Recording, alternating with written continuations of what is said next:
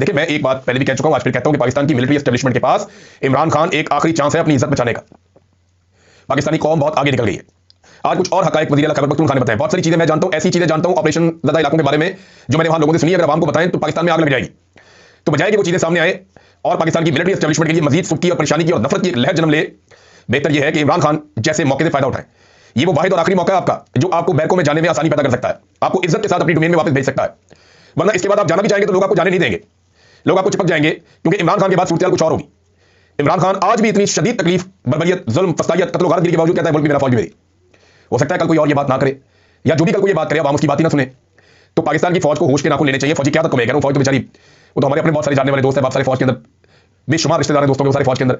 वो खुद भी बेचारे तंग रहते हैं, परेशान रहते हैं कि यार किस चक्कर में डाल दिया पकड़ के हमें। हर बंदा हमें प्यार से देखता था, उस तरह नहीं देखता, अनफॉर्चुनेट है। तो इमरान खान ये मिलिट्री एस्टेब्लिशमेंट के लिए आखिरी मौका है कि इनको इज्जत के साथ इस जंजाल से वो निकाल सकता है। उसके बाद लोग किसी की बात नहीं सुनेंगे। जो इस बारे में बात करेगा लोगों से गालियां देंगे, जैसे कि अभी भी लोगों को गालियां, लोगों की जुबान की नोक के ऊपर गाली होती है जो आदमी जरा सा प्रो एस्टेब्लिशमेंट होने की कोशिश करता है। दुर्गत बना देते हैं।